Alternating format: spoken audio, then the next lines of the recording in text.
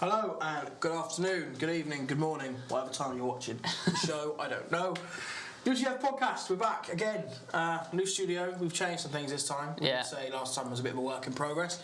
So this time we've got a nice bit of hardware there to control this screen. You're going to lose the beautiful images we had last time, which is a shame, but... They were nice images, but at the end of the day, we actually got some relevant ones this time. Yeah, we do need to be a little bit more relevant to the topics we're going to talk about. Elliott Cuff, Gavin Barrett, as per usual. Please, Marcus, thank you very kindly. There's our handles. Follow us on Twitter, please. I need followers. I'm just desperate. I'm doubling him now. He needs to catch up. Do you know what I mean? Yeah. He needs to catch up. The ratio's better on mine now. I don't feel too bad. We've got a couple of stories to talk about today. I keep forgetting. How can you forget? I'm going to get reprimanded soon. Pepsi again sponsoring this video. This time it's a black can. Not my preference, but come from the top. I don't make the decisions. The Pepsi CEO does. I don't know his name. He doesn't tell me. Mr. Pepsi. That's where I get my emails from. Money still hasn't come in yet, though. Maybe it's not the real Mr. Pepsi. Maybe we're getting duped here. Maybe we are. Either way, I like Pepsi. It's good. Thank you very much, Pepsi, again for this video. We've got a couple of topics to talk about today. We've got some football stories. There's a lot of big news in the football world. We're also going to have an extra story. What are you doing? That's not what to come up yet. We're going to have an extra football story going up separately on the channel as a different video because we don't really have time to cram it all in today. A bit of boxing and a bit of rugby as well. That's going to be fun. I'd love to skip over that one personally, but... We're definitely not skipping over that one. We're definitely not skipping over that one at all. It's not going to be a fun conversation. Anyway, let's jump straight into the football. As I'm sure you're aware, anyone who pays attention to football social media and the footballing world, the biggest story at the moment is regarding Chelsea. Chelsea took on Manchester City in the Carabao Cup Final. And Man City won on penalties, 0-0 at full time. Extra time was 0-0 still. They won on penalties. The most contentious decision of the day was manager Maurizio Sarri wasn't goalkeeper Kepa Arrizabalaga, who just wasn't having any of it. Was having none of it. Threw his arms up in the air, was saying, "No, I'm fine." Willy Caballero stood on the sideline looking really confused, and it's caused quite the uproar in the footballing world because Sarri was understandably furious, and a lot of people didn't appreciate Kepa's defiance of his manager's decision. It was like when me and Marcus tried to get rid of Cuff. He just said no, and that was the end of that. But no, yeah, it was strange to get rid of me. It was as if they never get rid of me. Come on, behave. It was strange to see though, because you never really expect. Really, I can't remember if I've ever seen a player refuse to come off. No, I don't think I've ever seen. I've seen a player be unhappy with coming off, and they start throwing water bottles or the gloves or just walking down the tunnel. Obviously, that happens quite a lot. But it's very strange to see a player just say, "No, I'm not coming off." Yeah, it's mad. Managers are in control for a reason, whether you like the manager or not. I think the pundits on the day were saying that it doesn't matter whether you're happy with the decision or not. You can go in the tunnel, go to the change room. You could be raging, you could throw stuff around, you could have a go at your manager later. It's fair enough, but you have to listen to him. You can't just go, "Nah, I ain't doing that. I'm not coming off." Because also, you look at it from an objective point of view. Willy Caballero is a penalty specialist. That's his thing. He's good at it. Penalty shootout's looming. Why not make the changes? And also, Kepa had gone down twice in the space of about 5 minutes in additional time with cramp.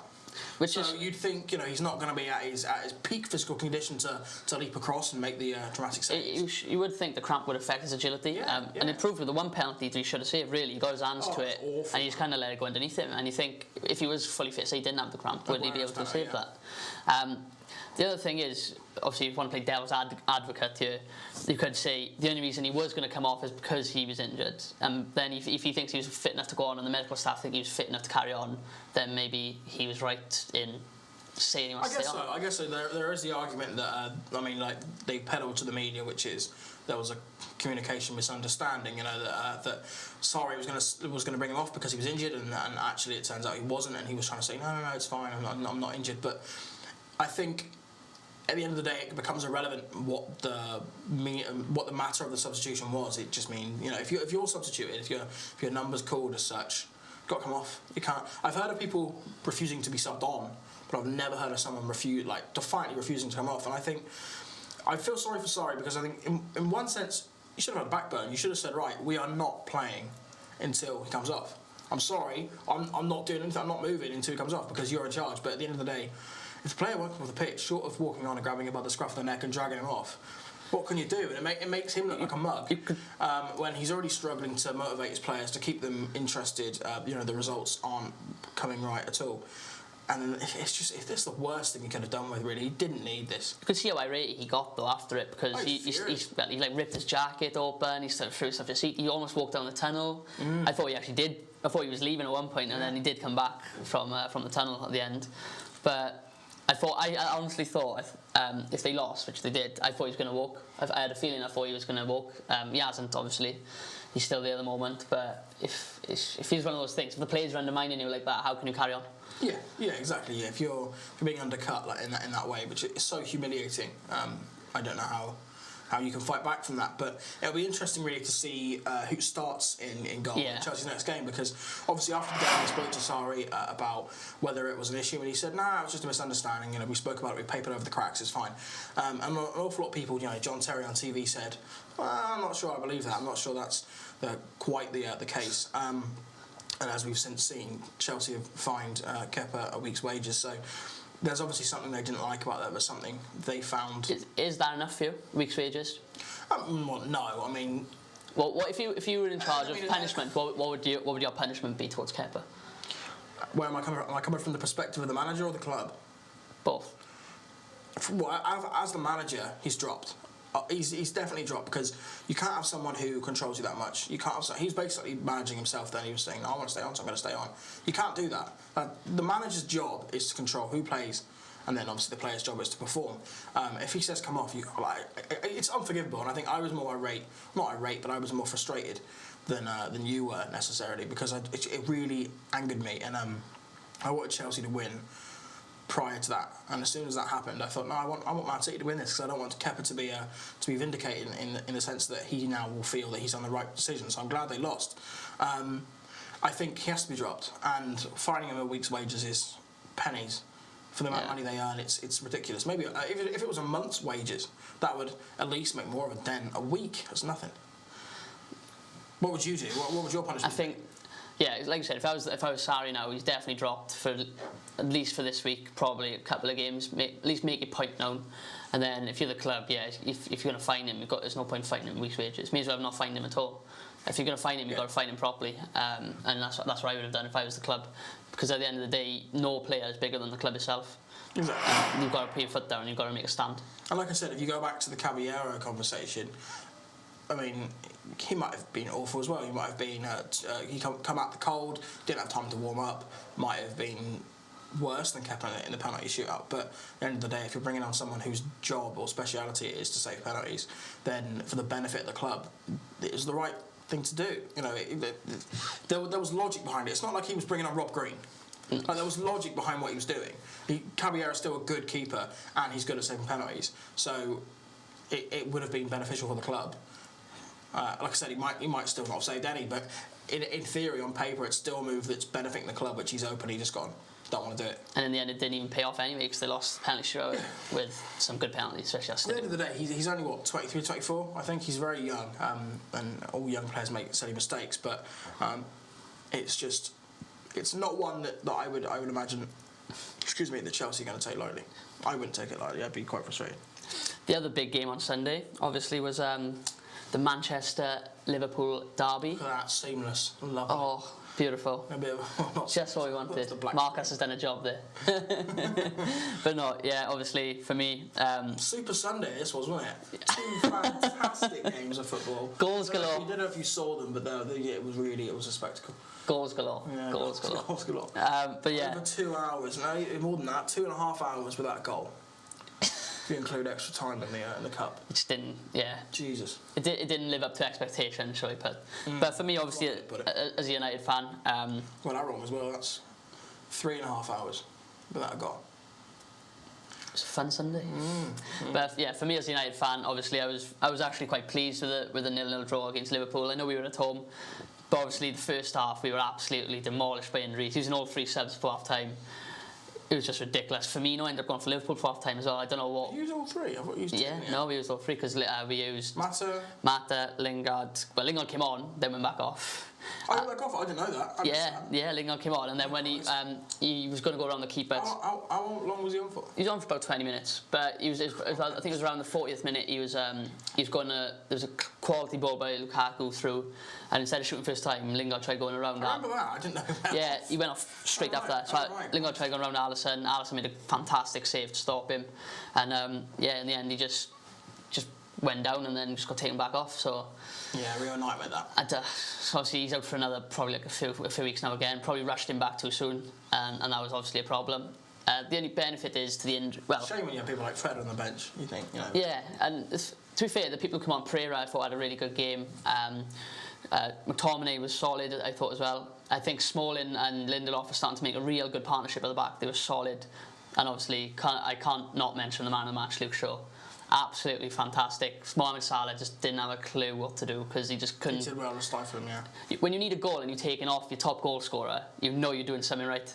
And Luke Shaw just perfectly nailed that at his best game for the club. But I think you also, you give Luke Shaw credit, but it's also worth mentioning that Mo Salah was poor. But was he poor because Luke Shaw was so good? No, I'm saying it's both. I think this season more often than last season it was almost every game he was on top form. This season there have been a number of occasions where you watch them and you think he's just toothless. He's got no idea what he's doing. Same with Sadio Mane here. I thought had a pretty poor game as well.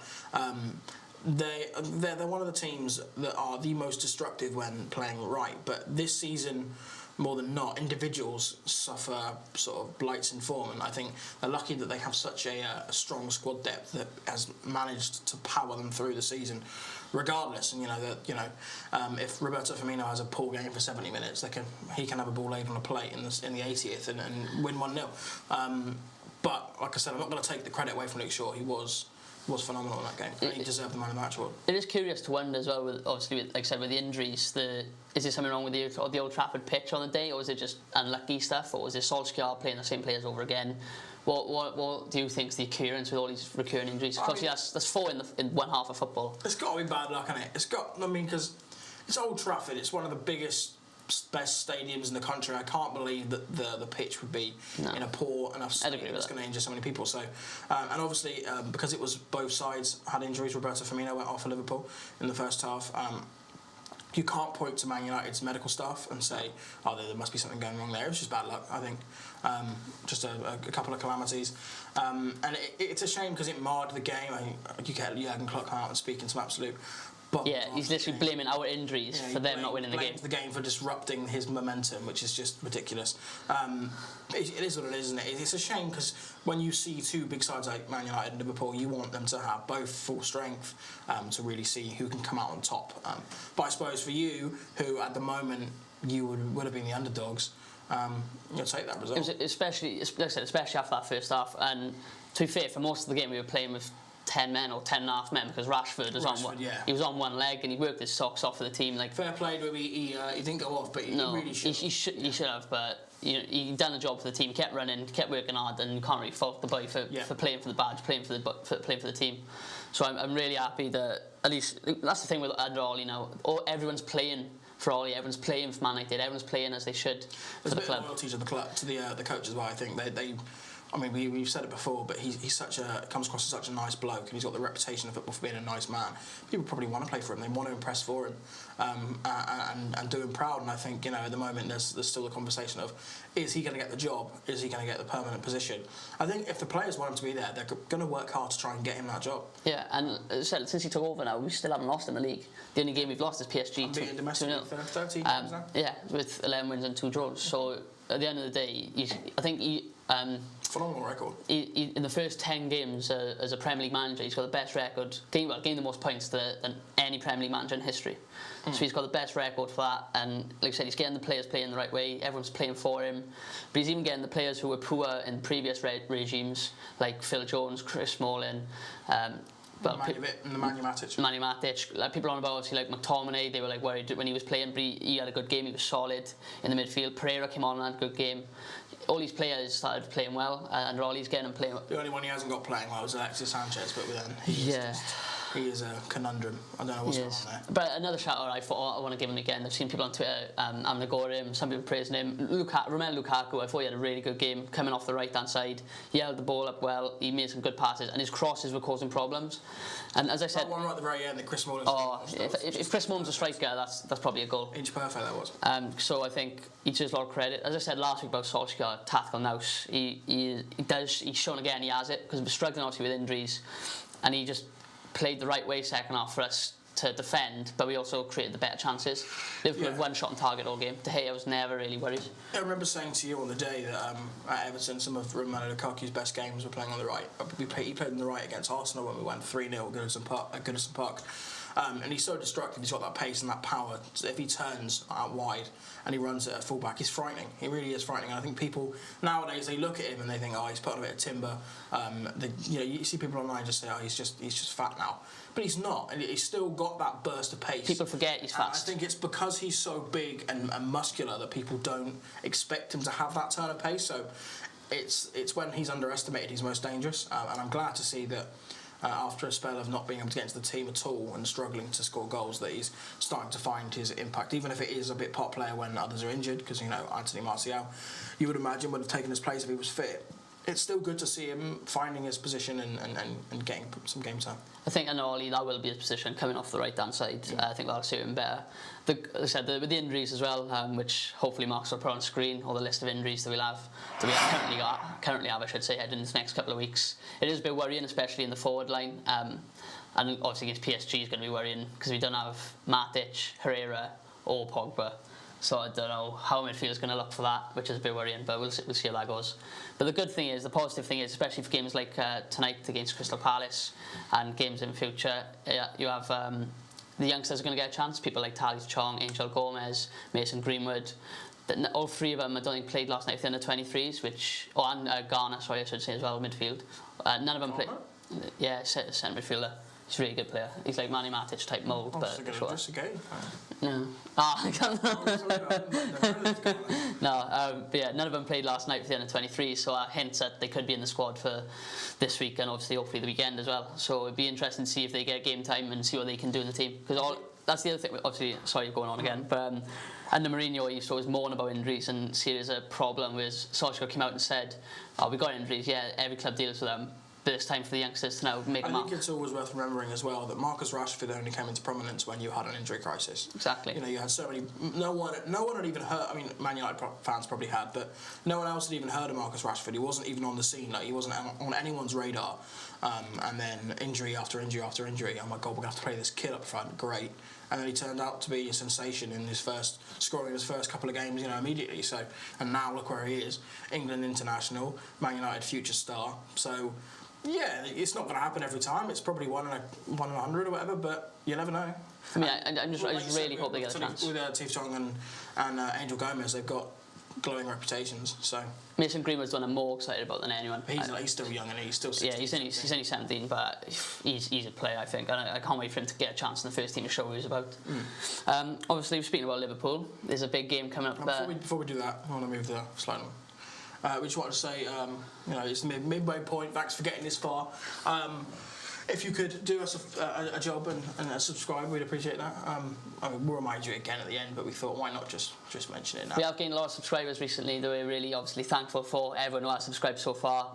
Hopefully, if you haven't yet, please press that subscribe button. It does mean a lot to us. Friends, text your parents, text your auntie and your uncles and your grands and that. Sure, I'll use your iPad and subscribe. Anything helps. It does mean a lot. So we really want to get to 100, so the sooner the better. If you can really help us push to that number, we'll really appreciate it. My microphone is there. Yeah. We just want to see how far we can go, and we're really pleased with how we're going. But as always, room to improve. I've had my say obviously about Manchester United. I get to ramble on a little bit. Now it's your turn, because you obviously missed out a little bit last week with no game. You still went on about it anyway, because you couldn't help yourself. But we'll go on. Obviously, a big game this Sunday. We just played them. Your turn this time. Are you looking forward to it? No. I'm absolutely terrified. This podcast will go out after Tuesday night's game against Cardiff. So, I mean, if we lose tonight, I'm going to be even more terrified. But I think The issue is, right, so here it is, here's the bottom line. If we beat Cardiff in any way, shape or form, dominant or scrappy, whatever, if we beat Cardiff, we have a slim chance of beating Liverpool. A slim chance of going there with a little bit of momentum, going, go on, like, we've got enough to win, enough to lose now. Our season's basically over. Probably not going to get top 7. Let's go for it. Why not? Challenge. And I think we played really well against them in December when we obviously lost in really cruel fashion. We certainly deserved a draw. We played really well. So we can take positives from that. If we lose to Cardiff, there's no way on earth we're ever going to be Liverpool. No way on earth, because confidence and performances are at a rock bottom level, and we need a little bit of a kick to even come within like a tiny sliver of a chance. Liverpool obviously weren't that impressive against Man United. They're probably going to be quite frustrated that they didn't get that points boost they needed to take them further away from Man City. So they're going to come into this game and they're going to look at it as the perfect opportunity just to use us whipping boys, to be honest. They're going to think, right, well, we need to move ahead of Man City. Everton are clearly in a poor position. Let's just knock them aside. And hopefully Everton can use that confidence to their advantage and hopefully, overperform. But I mean, given how well we've done this season so far, I'm not very hopeful. And considering your record against Liverpool as well. Last win was in October or November, I can't remember which month, 2010. Since then, 18 games. Marcus should have us on the screen. 18 games we have played, and we have not won any. It's been a fun time for you against Liverpool then. Yeah, it's not fun. We've drawn a couple in the last couple of years, but there's been far too many red spots in there. The one positive is Firmino is out injured, I think. I'm assuming so after his injury against United. I think it could be up for a couple of weeks. So that's one positive for you, but they still have people like Daniel Sturridge to come in, or if they decide to move Salah or Mane into the middle and play Shaqiri. I was going to say that would be my preference. I'd imagine they'd go Salah. So that's. I mean, if they start Daniel Sturridge, he's got a good goal scoring record against us. If they play Divock Origi, God help me, because he'll definitely go on the score sheet again. Jordan Henderson's playing quite well at the moment. That's a problem. He was great against Bayern Munich the other week. At the moment, our midfield is lacking severely. Andre Gomez has not hit the same heights that he did earlier on in the season for a while. Tom Davies is in a nice bit of form, but it depends on how we choose to line up, because Gylfi Sigurdsson is still completely vacant. Idrissa Gueye is blowing hot and cold. So I think before we've known our best team. We've known that certain players are underperforming. We can drop them out, bring someone else in. Like when Richarlison suffered a bit, we drop them out, bring Bernard in, change it around. At the moment, we don't have any clue what the strongest team is, because everyone is underperforming, except Lucas Digne, who I will praise to the high heavens. I think he's fantastic. Other than that, people are blowing hot and cold so much that I don't know. At the moment, Jordan Pickford's all over the shop, and I mean he's by far and away better than our backup Martin Stecklenburg, but even still, it's not great. The issue, it's really difficult. The issue is it doesn't really matter what team you play on the weekend, because you're probably going to lose anyway. Well, that's where I disagree, because I'm joking. I agree that obviously we are going to lose, but I think if we play 3 at the back or 5 at the back, or we try and be defensive, like many managers have done in the past, and gone, right, well, Liverpool are going to play more possession football, they're going to be attacking us all the time, we need to sit back, we're done, it's over. The only way we can possibly do it is by bringing all the attacking merit we have and really going for it and putting pressure on from kick-off. We've got no attacking quality, we've got nothing. Richarlison is not performing at all, and then we don't have a striker. Cenk Tosun and Dominic Calvert-Lewin they don't score goals. So and Theo Walcott is diabolical. So I don't know what we expect to do, what we can do at the moment. Like I said, I want us to go and attack, but we ain't got any attackers. I don't know what we're going to do. I genuinely don't know what we're going to do. I'm worried. Like I said, I'm worried enough that we're going to lose to Cardiff tonight. The best thing for us was they were absolutely battered at home by Watford. The main concern tonight was if we're going to the Cardiff City Stadium, they might be able to gear themselves up behind the home crowd, but didn't work against Watford. Watford are obviously playing a lot better football than Everton are, but it does give confidence that, all right, well, the crowd didn't help that much, so if we can really sort of get into them, on paper we're still a far superior side, we can still get a result. But on the other hand, you could say obviously Cardiff will be looking for a reaction now. Obviously the fans will be looking for a reaction, the players should obviously be up for it. Neil Warnock will obviously try and get his players geared up for it, so could be worrying for you tonight, especially if it was at Goodison Park. I probably would have said just done and dusted. It should be an Everton victory, but away at Cardiff City Stadium, you never really know. As you said, you're in poor form. Cardiff are mixed at the moment over the last few games. Obviously, they beat Bournemouth. and obviously they lost against Watford quite convincingly. But I think it depends really. It depends how both teams turn up, because if it really does. It does depend on what happens on the day. I think the one thing Everton have in their in their sort of I can't speak, I'm all over the place. Everton have been, the last time we played was over a week and a half ago. We've had a lot of time to recoup and try and figure out what we're going to do. Set pieces, we've conceded 17, 18 goals from set pieces this season, which is dreadful. And if Marco Silva has not been dedicating a significant amount of time to set pieces in that we've had off, then sack him now, because it's so clear that's the problem. It's not just the problem. One of the many problems. And what I'm saying is, I hope that now we've had time off. If we had momentum, it would have been a pain in the arse, because it would have been disrupted. But we've had no momentum at all. So at least that means we can take it back to basics. We've had time to really set out our game plan, realise what we need to do, and hopefully we can go and implement it. The set piece is not just the only problem for Everton, it's a strength of Cardiff City, and that's the thing you should be like you said, you should be working on, because it's a strength for them. It's something they're going to target, especially a team like Everton who do concede a lot from them. So people like Sol Bamba are going to try and they have a good chance to get on the score sheet. Yeah, and also I still don't know how we're going to line up yet, because Yerry Mina is unavailable. He's still injured. Phil Jagielka is back for selection, but that is not a positive thing. Michael Keane will play, but Kurt Zouma, as far as I'm aware, was sent off after the full-time whistle in the last game. So it could well be, excuse me again, it could well be Michael Keane and Phil Jagielka, which worries me. And if it's not Jagielka, it's Morgan Feeney, which worries me even more. So I don't feel confident at all. At least the one positive here is Nias can't play. Obviously, on Cardiff, he can't play against parent club, because he would probably have ruined you. Kind of player who scored an own goal though, so it would have been handy if he did play. You ripped you apart, mate. I don't know about that. On to the next story, big one. This one. The big one. Let's put on record first of all. I didn't brag last week. I think I was right. You did. I didn't. I said we were going to win, but I never bragged. So anything he says that's over the top, it's just him being a mean person. It's not retribution. Oh, it does feel good to be Welsh, mind. It feels really good to be Welsh, especially after the weekend. You almost did a face plant when Josh Adams tripping over things, losing your mind. This specific moment after Josh Adams just scored the try to seal the victory, I went mad. Obviously, Cuff, you were there. You've seen my reaction.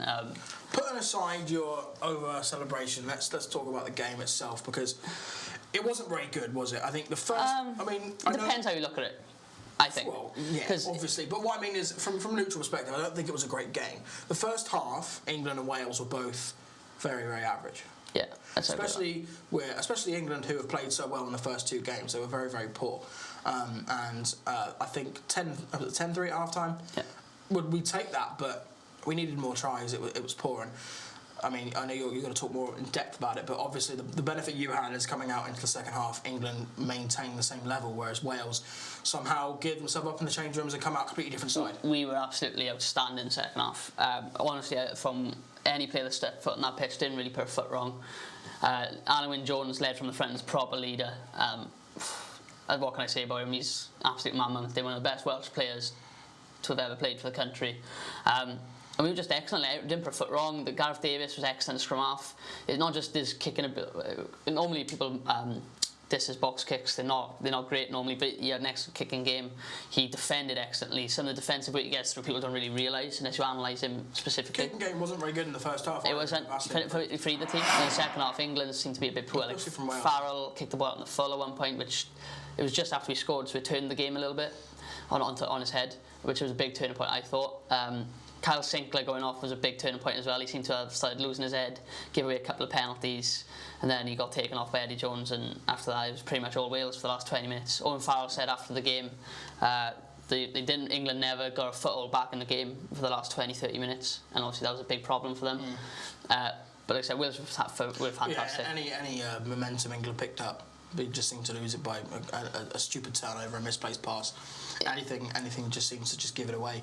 And anytime I got excited that we were sort of moving on the front foot and that we were going through several phases, like I said, you just gave the ball away or we lost it in a ruck. And the thing was, Wales just kept turning the ball over every time, and it was just England never moved from the kicking game, and that was a real issue. So obviously, we worked against France, we worked against Ireland, but our back three are really good under the high ball, and no fly-offs are really good under the high ball. So we just won that area of the game. We won the kicking game. People like Liam Williams, man of the match, he won everything in here. I think he beat the most players, made the most carries. He was unreal. Josh Adams, excellent. He's probably starting to nail himself into that 11 shirt. He's generally been that good. George North again, excellent. And then Dan Biggar came on and changed the game. That was a massive turnaround. Anscombe, I wouldn't say he was bad, didn't have a great game. But it wasn't a great game. Whereas Dan Biggar came on and absolutely run the show. His kicking game was excellent. He created both tries really. He made the pass for the Corey Hill try, and obviously the crossfield kick then for Josh Adams is amazing. Well, it was a great finish. Obviously, you thought everything's going to drop the ball, catch it, and then jumps over the line. And obviously, you can see the celebration between the two, between Liam Williams and Josh Adams there, the winning moment, and that's when I knew it was game over. Yeah. The Grand Slam's still on. England can't win the Grand Slam anymore, but you still can win the title, so you don't have to be too downer. Just cheering on the Irish now. You can still win the title. Don't have to be too down. Yeah, no, you still got the Irish to play. Yeah, we've got to beat Scotland next, and then we've got to beat Ireland. Scotland can still beat you. Yeah, but they got a lot of injuries, so I think that's going to be a big problem for them. Obviously, they lost to France on the weekend. But I think it could well come down to the final day. I think it'll come down. Obviously, England still need to win their next couple of games, but it could well come down to the final day. If you beat Scotland, then you're going to the final game undefeated. Ireland will have an opportunity to maybe win the competition through that last game. England will be hoping that the result swings the way they want it to.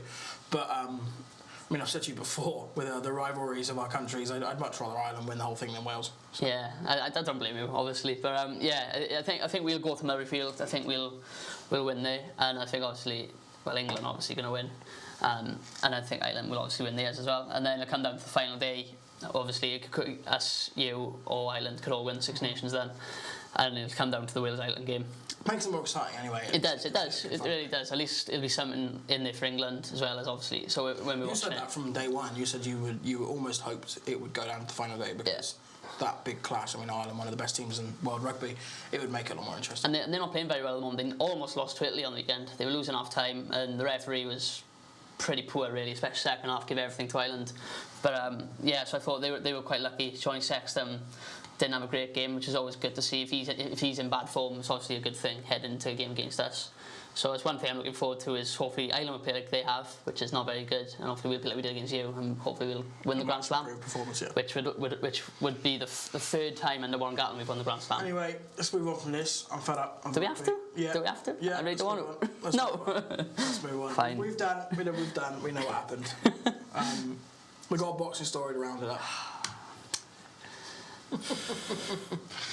Yeah, you'll have every chance to moan and rant again when you lose to Scotland next week or whatever it is in a couple of weeks' time. There's boxing now. A quick little story at the end just to finish. James DeGale fought Chris Eubank Jr. recently. Chris Eubank Jr. won on a unanimous points decision. Not good for James DeGale. No, obviously it's great for Chris Eubank Jr. going forward. He can move up in the world now. He can start targeting world-class fighters.